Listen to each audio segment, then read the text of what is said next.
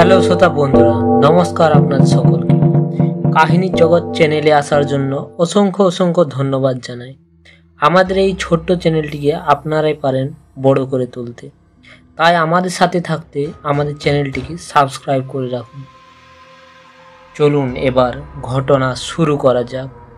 আজকের এই ঘটনাটি একটি হাড় হিম করা ভৌতিক ঘটনা হতে চলেছে। তো আপনারা যারা যারা এরকম ভৌতিক ঘটনা শুনতে পছন্দ করেন তারা অতি অবশ্যই চ্যানেলটিকে সাবস্ক্রাইব করে নেবেন, এবং যারা সাবস্ক্রাইব করে নিয়েছেন তাদের অসংখ্য অসংখ্য ধন্যবাদ জানাই। আজকের ঘটনা শুরু করা যাক। এই ঘটনাটি আমার এক বন্ধু আমাকে বলেছিল কিছুদিন আগে। তার ঠাকুরদার সাথে ঘটে গিয়েছিল এই ঘটনাটি। তো ঘটনাটি আজ আপনাদেরকে পড়ে শোনাচ্ছি। সাল মোটামুটি 1905 কি 1906। তখন চারিদিক ধুধু প্রান্ত মাঠ, বলে দিয়ে আবার সময়টি ছিল শীতের সময়। তখন দাদু তার বন্ধুর বাড়ি গিয়েছিল নিমন্ত্রণে। তার বন্ধুর বাড়ি যেতে হলে একটি ফাঁকা মাঠ পেরিয়ে যেতে হতো। দাদু সেদিন ঘর থেকে বার হয়েছিল খুব সকাল সকাল, যাতে তার না দেরি হয়ে যায়। দাদু বার হয়েছিল গরুর গাড়ি করে। তো গরুর গাড়ি নিয়ে যেতে যেতে দাদুর সন্ধে হয়ে গিয়েছিল।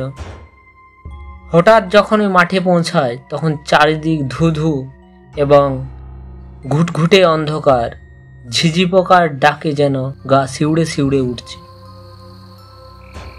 এবং ঠান্ডা বাতাস যেন শরীর কাঁপিয়ে তুলছে।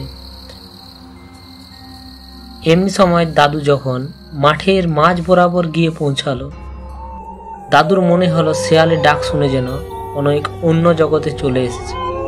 সেখানে 3টি রাস্তা। দাদু খুঁজে পেল না কোন রাস্তা দিয়ে যাবে তার বন্ধুর বাড়ি। সেই পথে কিছু দূরে এক সাদা রকমের কি যেন দাঁড়িয়ে আছে। দাদু তো দেখে হাড় হিম হয়ে যায়। দাদু ভাবল সে কি ঘুরে যাবে তাহলে। সে কিছু খুঁজে না পেয়ে সেই অবয়বের দিকে গাড়ি চালাতে লাগলো। হঠাৎ গিয়ে দেখল সে এক মর্মান্তিক দৃশ্য। দাদু সেখানে জ্ঞান হারালো। পরের দিন সকালবেলায় দাদু তার বন্ধুর বাড়িতে নিজেকে আবিষ্কার করল। দাদু কিন্তু অবাক, সে কি করে তার বন্ধুর বাড়ি এসেছে। সে তো ওই মাঠে জ্ঞান হারিয়েছিল। তখন তার বন্ধু সব খুলে বলল।